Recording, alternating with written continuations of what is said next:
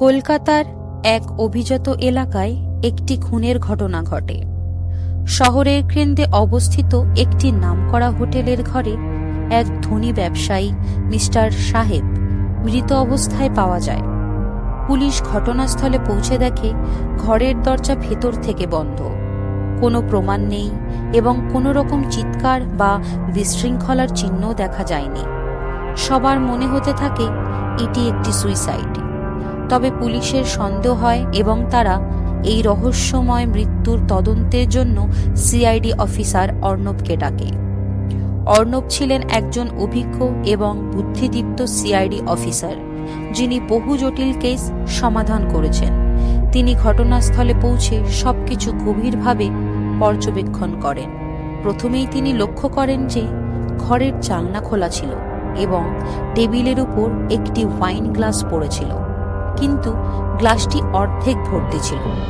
এটা তাকে সন্দেহজনক মনে হয়, কারণ সাধারণত মানুষ আত্মহত্যা করার আগে সম্পূর্ণ পান করে থাকে।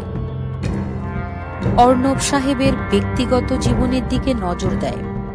তদন্তে উঠে আসে যে সাহেবের ব্যবসায়িক প্রতিবন্ধী এবং পারিবারিক অশান্তির কারণে তিনি চাপের মধ্যে ছিলেন। তবে তার স্ত্রী এবং মেয়ের সাথে তার সম্পর্ক খুবই ভালো ছিল, তাই আত্মহত্যার কোনো সুনির্দিষ্ট কারণ খুঁজে পাওয়া যায় না।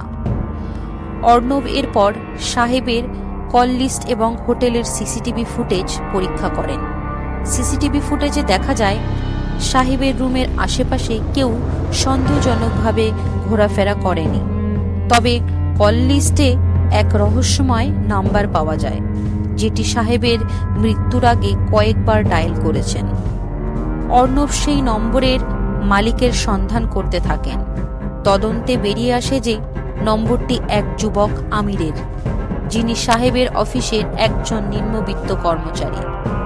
অর্ণব আমিরকে আটক করে জিজ্ঞাসাবাদ করেন। প্রথমে আমির সবকিছু অস্বীকার করে, কিন্তু ক্রমাগত চাপের মুখে সে ভেঙে পড়ে সব সত্যি কথা স্বীকার করে নেয়।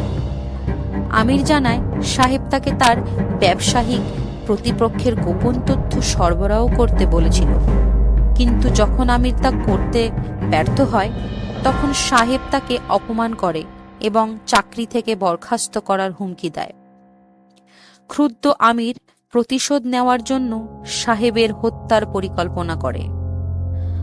আমির পরিকল্পনা অনুযায়ী হোটেলে এসে সাহেবের পানীয়তে বিষ মিশিয়ে দেয়। এরপর ঘর ছেড়ে যাওয়ার সময় সে জানালা দিয়ে পালিয়ে যায়, যাতে মনে হয় ঘরটি ভেতর থেকে বন্ধ ছিল এবং ঘটনাটি আত্মহত্যার মতো দেখায়। কিন্তু অর্ণবের তীক্ষ্ণ পর্যবেক্ষণ এবং বুদ্ধিমত্তা এই পরিকল্পনাকে ব্যর্থ করে দেয়। অবশেষে আমিরকে গ্রেফতার করা হয় এবং সাহেবের হত্যার রহস্য উদ্ঘাটিত হয়। অর্ণব আবারও প্রমাণ করেন যে অপরাধ যতই নিখুঁতভাবে করা হোক, সত্যের পথ রুদ্ধ করা সম্ভব নয়। সিআইডির এই তদন্তে বিচার প্রতিষ্ঠিত হয় এবং শহর আবার শান্তিতে ফিরে আসে। এই গল্পটি আমাদের এটাই শেখায় যে কোনো অপরাধী লুকিয়ে থাকে না, যদি সঠিকভাবে তদন্ত করা হয় এবং ন্যায় বিচারের জন্য কঠোর পরিশ্রম করা হয়।